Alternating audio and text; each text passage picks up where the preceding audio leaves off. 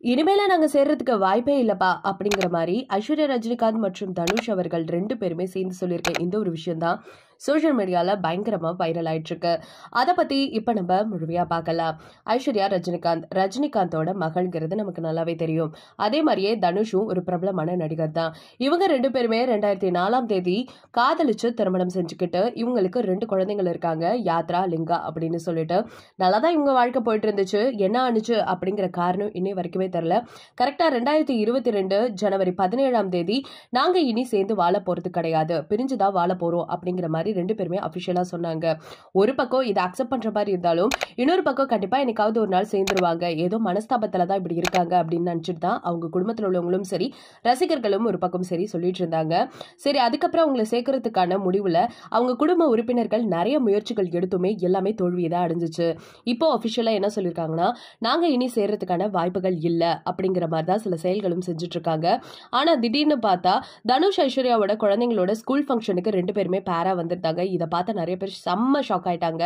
இது ஒரு பக்கம் இருந்தாலுமே தனுஷ் அவர்கள் போயஸ் கார்டன்ல ஒரு வீடு வாங்கி கிரகப்பிரவேசம் வச்சு உள்ள போகும் பொழுது நிறைய பிரபலங்கள் வந்திருந்தாங்க. ஆனா ரஜினிகாந்த் ஃபேமிலில இருந்து யாருமே வரல. ஆனா தனுஷ் இன்வைட் பண்ணதா சில செய்திகளும் கசிய ஆரம்பிச்சிருக்கு.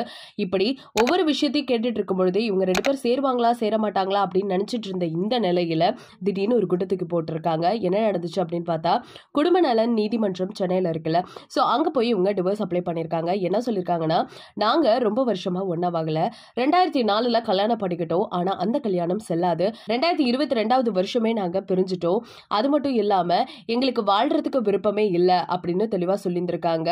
சோ கண்டிப்பா இந்த டிவோர்ஸ் நடக்கும் அப்படிங்கிற மாதிரி தான் நிறைய பேர் பேசிட்டு இருக்காங்க. பிகாஸ் 2 பேர் வீட்லயுமே எந்த ஒரு எதிர்ப்புமே கிடையாதா. ஒரு கட்டத்துக்கு மேல இவங்களே முடிவெடுக்கட்டும் அப்படிங்கிற மாதிரியே ஃபேமிலி மெம்பர்ஸும் விட்டுட்டாங்களாமா. சோ இனிமே இவங்க டெசிஷன் தான் நினைச்சிட்டு இருக்கும் பொழுது இப்ப டிவோர்ஸ்க்கும் நின்னுட்டாங்க. சீக்கிரமா மனு தாக்கல் பண்ணிருக்க, இது கேஸ் விசாரணைக்கு வரப்போகுது அப்படிங்கிற மாதிரி சொல்லியிருக்காங்க.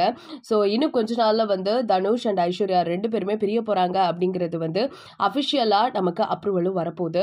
சோ இதை பத்தி நீங்க என்ன நினைக்கிறீங்க? நமக்கு எல்லாருமே அவங்க 2 பேரும் ஒரு நல்ல பேர் அப்படின்னு தான் இத்தனை நாள் பார்த்துட்டு இருந்தோம். எனக்காவது ஒரு நாள் சேர்ந்துருவாங்களா அப்படின்னு நினைச்சிட்டு இருந்த எல்லாத்துக்குமே ஏமாற்றமா போயிடுச்சு. ரசிகர்களான நீங்க என்ன நினைக்கிறீங்க அப்படிங்கறத மறக்காம நம்ம கமெண்ட் செக்ஷன்ல ஷேர் பண்ணிக்கோங்க. இது போல அப்டேட்ஸை தொடர்ந்து கேட்கணும்னா நம்ம சேனலை சப்ஸ்கிரைப் பண்ணி வச்சுக்கோங்க.